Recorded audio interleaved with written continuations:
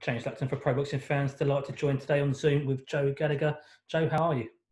Yeah, not too bad, thank you. Just coming out of this lockdown like everybody else. So, like you say, a bit of normality beginning to happen now. Absolutely. How's it been during lockdown? How difficult has it been for you as a coach? Yeah, difficult really over the very first few weeks. It was hard. Obviously, we had lads and Natasha lined up for big fights. Callum Johnson was due to fight for the European. Natasha Jonas world title. Hosea Burton in the MTK Golden Contract Tournament. And then, like you say, lockdown. And it was hard for them, especially Hosea. He was down in London on the Monday, about to go to do the draw on the Tuesday. And show got cancelled. And then we were in lockdown a week later. So, yeah, very unfortunate for him. But everyone's managed to tick over to the best that they can whilst they've been in lockdown. And now we're all back in the gym and everyone's back in, firing and just looking to be given the go-ahead now to start sparring. Was that the biggest frustration for yourself, the fact that the fights fell through when they were on the big fights? Yeah, it was, especially when the three fights meant so much to the three that were involved. For Hosea Burton, who's, I don't know how many cats has crossed his path in boxing. Do you know what I mean? It was a big tournament for him. Natasha Jonas, a world title, that's got to be rescheduled. And Callum Johnson for the European title. There were big fights for all three of them, and it meant a lot. And Natasha could be world champion by now. And like you say, Callum Johnson, European champion, and ready for another shot at BTBF. Absolutely. Let's go through those names you mentioned there. So Natasha Jonas, obviously, in line to fight Terry Harper. It sounded like that was going to be one of the first fights rescheduled, but now it sounds like there's no date on that. Can you give us any update and news on that? From what I understand, like you say, I think it'll be like early August from what I'm understanding. You've got to realise as well, they're back in training now a couple of weeks. The board still haven't given the green light to allow sparring again. And that's a key thing, getting sparring partners. And like I say, while there's this quarantine, we can't bring sparring partners in from abroad or from Europe. So like I say, we're waiting to see when the board can give us the green light for that. But like you say, Natasha, she's in the gym, she's training, and it's a huge world title fight. And I think, like you say, beginning of August is 7-8 weeks away. It'll soon come round now. And like you say, and the main thing which I was really pleased about with Eddie and Matchroom, that they didn't try and rush Natasha's opportunity to say, right, this is your date, you're fighting in middle of July, like 6 weeks time, 5 weeks time. It's a world title opportunity. And Terry Harper's a good world champion. She's young, ambitious, coming off a good win, confidence high, and it's a huge opportunity for Natasha. So she wants to be the best that she can be. It's no point saying there's a fight, but 10 weeks work you've got to fit into 5, 6, and like you say, sparring's key, and we're waiting on that. But hopefully that'll happen like early August. That's the day we're looking at anyway. You mentioned sparring's key. For those who don't understand or don't realise, why is sparring so important? What would you lack in a fight without any sparring? Well, the best way to do it, to describe it, is very much like tennis or football. You can go and hit a tennis ball against the wall all day long, or play keepy-uppy all day long, or hit it off a wall. But you need another player on the other side of the court to play tennis, to serve the ball back, run around, get match fit, practice your shots. And the same with football. You can do as many keepy-uppies as you want, but you need proper, full real-time action to... It's the same for sparring. You need to get that sparring, get your rhyme, get your condition, get your body hardened, working on tactics. And definitely it's a massive part of a preparation for a contest. Another name you mentioned, Callum Johnson, was obviously due, like you say, European title, Igor Mikhalkin. Again, like I say, it's another title there that could have been in the stable inside the gym, and that itself, I imagine, would be a morale booster for the whole gym. How's Callum been during this period? Because obviously it's a big fight for him. Yeah, Callum, surprisingly, he's took it very well locked down. I think he's living the life rightly down there. He's done his garage out. He's done a lot of great work for the NHS, raising money. I think he did like a tyre flip for 4.5, 5 hours. He did a 100k bike ride with Olympic gold medalist Adam Peter. He did triathlons. He's in a good place. He just wants to fight. I did say to Eddie, Callum Johnson hasn't fought since February last year against Monaghan. If there was any chance of getting a fight on Matchroom Square Garden show, I'd love Callum Johnson to be able to get an opportunity, whether it's an 8 or a 10 rounder. I know there's talk of possibly him and Josh Buatsi, but Buatsi hasn't fought since I think August, and I think he'll be looking for a fight of sorts. And but if there's an opportunity to give Callum Johnson a fight, that'd be great before his European title fight. And then after that, then let's see, can we get the B2BF rematch? I was surprised to see he did an interview the other day and he'd thrown his hat in the ring for the Canelo fight. We've always spoken in private in the gymnasium about him being able to get down and do 168 if the right fight and the opportunity presented itself. And I would say he's in a good spirit and a good mindset if he's thrown his name into the ring for Canelo. Absolutely. You mentioned there briefly Josh Buatsi. Obviously, at the moment, it looks like it's going to be all British domestic fights. You don't feel Buatsi's ready for that, or do you feel because they've both been out of the ring for so long, it's not the right time? No, I think that fight is a fight. It's a huge fight. I'd love to be able to. Very much like Liam Smith, Kell Brook. That's a great fight, but it's worthy of having a world title attached to it. And I think Callum Johnson versus Josh Buatsi, to give the fighters the money that they deserve for that type of fight, needs a world title to it. So I can most probably see Callum Johnson winning the European, Josh Buatsi doing the defence of the British. We get a shot at the world and then win it and defend it against Josh Buatsi. I think that's how I could see that playing up. But like you say, I'm sure Josh Buatsi and his team have their ideas of fighting for a world title. But I think it's a great fight. But to give both fighters the money it deserves, I don't think that fight at the moment, without a world title on the line, gives both fighters that. So, like you say, it's a world title. I know Callum threw his name to that with Canelo, but I know he's mad in getting him with B2BF again. He really wants to. And when I walked back to the corner from him from the fight, he was saying to me, I can beat him. And he wants to put a few wrongs right. And looking at B2BF, what he's gone on and done since that Callum Johnson fight, it's just filled him with more confidence. He really wants to get in there. And I'd hope and wish that Eddie would be able to deliver that for him, or to try and bring B2BF over here and do it like Callum Johnson, B2BF, Yarde, Josh Buatsi, Joe, do a night of the light heavyweights. That'd be a great type of show. Absolutely. You mentioned obviously Callum wants to fight B2BF again. He feels he can beat him. He wants to right that wrong. As his trainer, how much do you want that rematch as well for him to right the wrong? No, definitely. I had huge belief in him that he could win that and win the opportunity. I thought he got done with a cheap shot in the first round, head through the ropes, referee didn't protect him, and B2BF, listen, protect yourself all the time, landed a shot. Callum recovered well, dropped B2BF, but then it was that moment that he let it slip and let it get away. And even the round where Callum got stopped, he was pushing him back, he was hurting him to the body.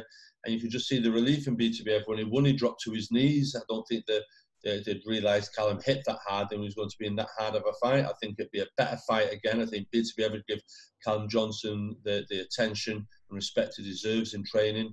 And CJ knows that he can hurt him as well. And I'm usually confident that we could go in there and pull off the upset. I think that's a great fight, and would love to... I don't see many light heavyweights shouting B2BF, but Callum Johnson is one. Whether that's just lunacy, crazy, or confidence, only time will tell. Absolutely. You mentioned earlier as well, Liam Smith, Kell Brook. You feel it's a world title worthy fight. Just how big a fight is that for Liam? What? Sorry. Just how big a fight is that for Liam? I think it's a big fight. I know Sky are very keen on the fight, but for Liam, so you remember Liam was world champion at 154. He's been in against Canelo, who's the pound for pound superstar. So for Kell Brook, it's not a fight where Liam is fearful or, wow, this is a big fight. He's been in with better. Kell Brook has been in with Triple G, so most will be the same thing there.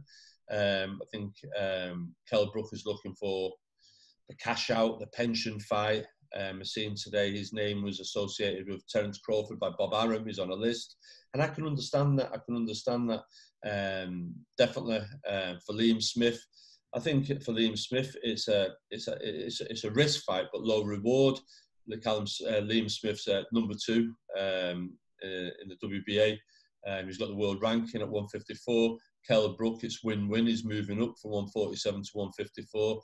Beats Liam Smith, and he'll put himself in a mandatory position. So I think it's more of a high risk, low reward for Liam Smith, not being the disrespect. And same again, I think Kell Brook will be wanting to be the A side. He'll want to be on big money. Liam Smith will want to be in big money. And to do that fight without any world title attached to it, again, I don't think that's a reason why that fight most probably won't happen until there's a world title on the line. Like you said, Teixeira's got his mandatory. Liam Smith takes care or has a fight against a Jesse Vargas or somebody like that. And then he's in position, then he'll become the mandatory for the winner of that Teixeira fight. Absolutely. Let's reflect on a fight rather than looking forward to a potential one. So Jose Burton, obviously golden contract. Bob Ajisafe, I know we spoke before the fight, and you're saying he's the most awkward in the competition. He's probably the last man you would have wanted to fight. How pleased are you with the performance? No, it was a great performance, and it went how I said it would do to Ofer. As soon as the draw done, I said, you'll fight Bob Ajisafe.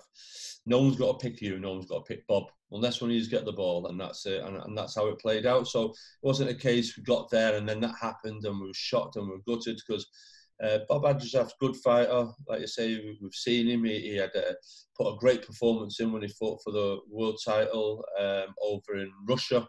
And that fighter that he fought at the time, his name slips me now, he's in that tournament that Bob Arum has done with the 4 light heavyweights at the moment, and I feel Jose Burton can beat him. So Bob's an awkward, tricky, strong fighter, and he was in last Chance Saloon, and Jose Burton got off to a great start, got the knockdown and controlled things. We knew Bob would try and come on straight, down the straight, strong, and Jose had boxed and he stayed to the game plan. And like I keep saying to him, just because we've got the most difficult stylistically one out of the way doesn't mean that you've won this tournament.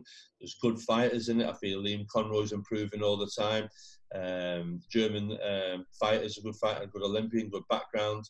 And another fella there who knocked out Ward, he's on a good roll. Do you know what I mean? His confidence high, doesn't fear no one. So it is an open tournament. Any one of the 4 can win it on their night. Absolutely. You mentioned that he dropped Bob in the first rounds. How much confidence did that fill Jose with going forward after that?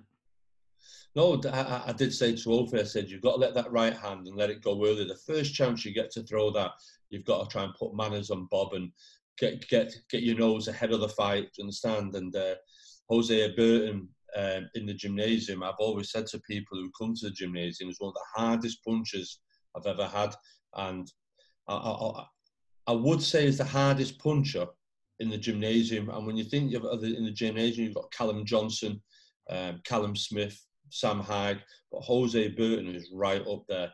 There's plenty of kids that's come to the gym, sparred him, not realised how hard he really hits. And it's just on the day, whoever he fights, he can get his shots off against. And no, like you say, that's why he's known as the Hammer. He's a big punch, but he's a kid that's persevered in the sport. Do you know what I mean? He lost to Buglione, never got the rematch, frozen out a little bit, been brought back, made to do small hall shows, tick over. And like you say, he's been drilled into him now these last few years. Lose again, son, you might as well pack it in. He knows he's fighting for his career, and every fight from now on in is going to be the best Jose Burton. Definitely. Let's talk about Callum Smith, finally on your stable there. Last person I wanted to mention, obviously we know he was in the running for the Canelo fight before Billy Joe Saunders had it. We've seen now that seems to have potentially not even be happening at all now, Billy Joe Saunders, Canelo. So when the fights do come back on the international stage, does that put Callum Smith back in the running again? You'd hope so. I've seen Canelo put a list, or someone on his behalf put a list out of the fighters that they were looking at, and Callum's name wasn't on there. Listen, at the end of the day, if Canelo wants to fight Callum Smith, all he has to do is phone DAZN and the fight's made. We'll say an amount of money, and Canelo go give it him. and that's it. If Canelo wants that fight, he wants that fight. I agree a little bit to what Liam said. It was that they tried to, I wouldn't say make a fool of Callum, but more of a red herring, really. Oh, there's an offer, Callum. He didn't take it, and that was it. There was an offer made, but then there was an offer that was agreed as well, but they never came back to. So Callum was all for that fight. So you don't know if it's smoke screens and mirrors and that type of thing. But if you want to be the number one at 168 at the moment, it's still Callum Smith. I know Callum Smith is madly intent on wanting to fight. Your Benavides, your Caleb Plants, they're the fights that he wants. And if they're not got to come, then the fights moving up to light heavyweight, fighting Alberto Ramirez at BTBF, they're fights that excite him as well. And if they can't be made, like you say, 168, he's got to be left with no option. It's a shame, really. Like you say, that the fighters that he wants to fight are all with other TV networks. And I said to him the other day, well, if you can make Tyson Fury AJ, there's still hope for your son. Do you know what I mean? To get a Plant or a Benavides fight. Well, talking of Caleb Plant, I spoke to him in Vegas in February at Fury Wilder Week. He told me that his team had sent your team, or Eddie Hearn, who may be on behalf of Callum Smith, to make an offer to fight Smith. How much truth is in that? Was there ever an offer received at your end from Caleb Plant? I'm not sure about that. I'm not sure about Callum's never come to me and said, I've had an offer to fight Plant. Maybe there was an offer, not an offer, but as far as I'm aware, I'm not aware of that. It may have been said something along the lines, oh, we're willing to come and fight, but as far as a paper, pen and paper, money offer on the table, not that I'm aware of, no. And also, I mentioned Billy Joe Saunders, who was lined up to fight Canelo. Obviously, now being the fact that it's all domestic British versus British fighters, what's the chance of seeing Billy Joe against Callum? Yeah, like I said to you, whilst quarantine and the lockdown's on, there's each day that's on, the more chance of these fights being made. But like you say, once the gates open and the flights can kick in, Billy Joe will be wanting to get that Canelo fight back on, and who blames him? Do you understand? He's got a chance of going in there, earning his career best payday against one of the best pound for pound fighters in the world and fight Callum Smith. But if that doesn't happen, I know in this country, like we say, we've still got Eubank, we've got John Ryder, Parker, who's just won his mandatory final eliminator. So I think he'll become Billy Joe's mandatory sooner or later.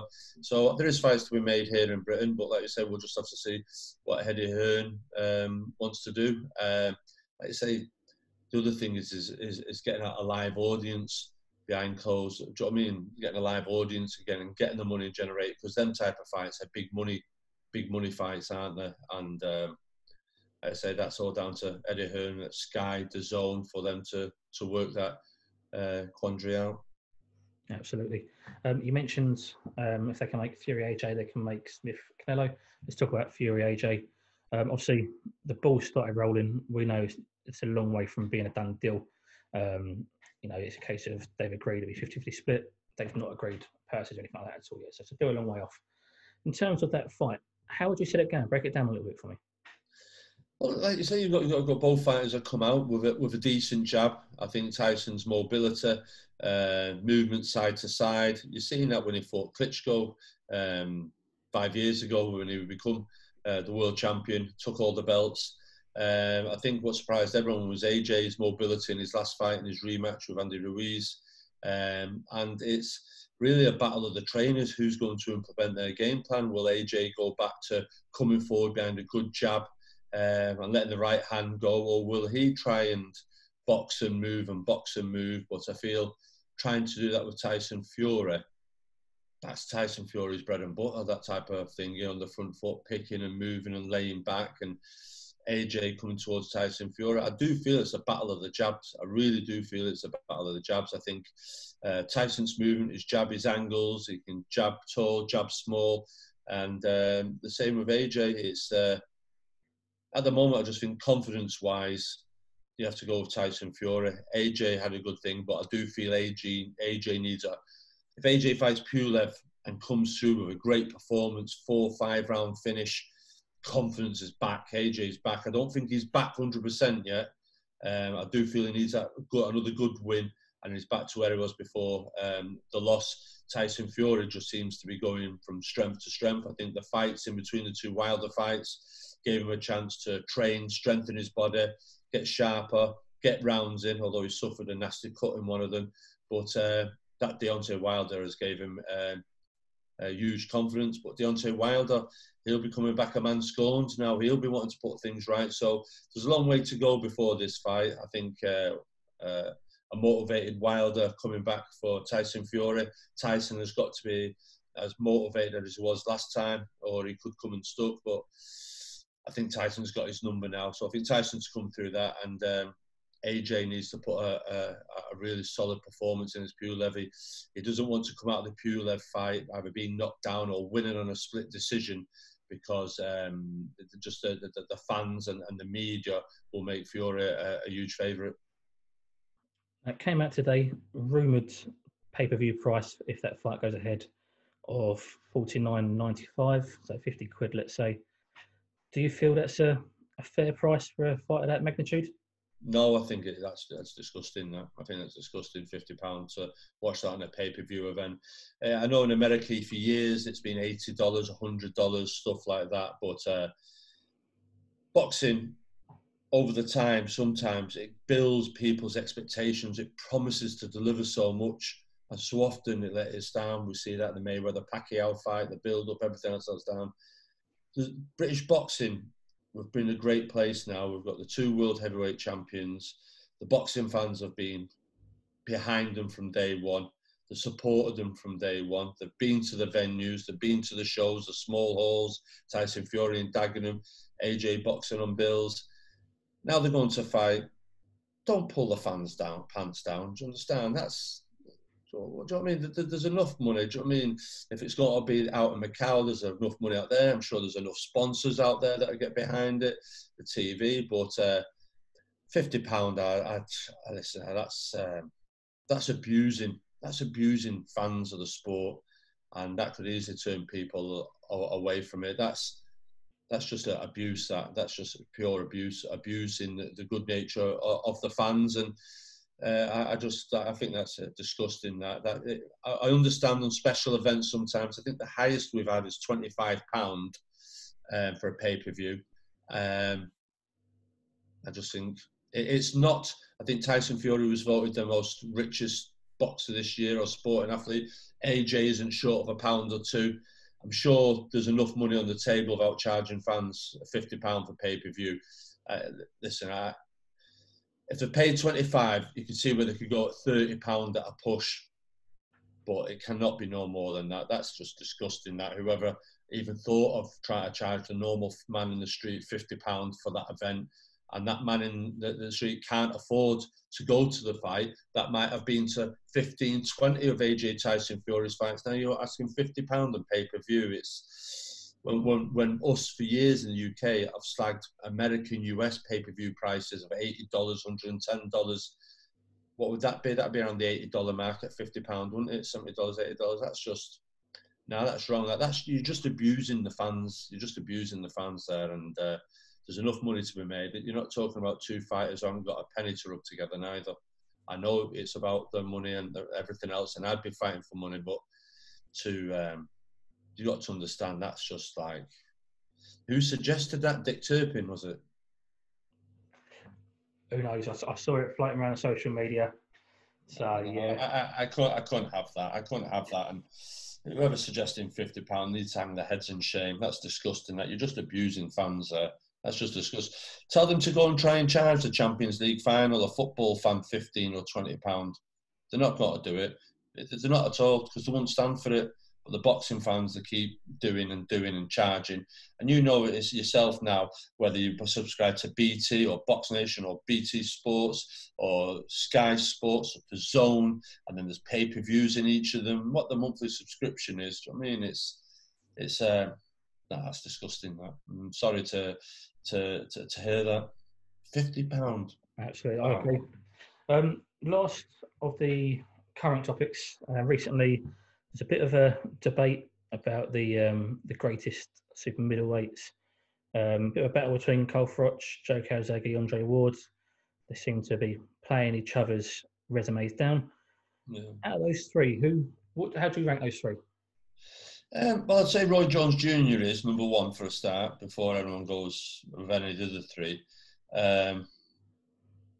Andre Ward's undefeated. Joe Calzaghe, fair play to Joe Calzaghe. He went to America, beat Bernard Hopkins, beat Roy Jones. I'm not necessarily say that they weren't in the prime, but Joe wasn't in his prime neither then when he went in them fights. Carl Froch, his wins over Pascal was very good.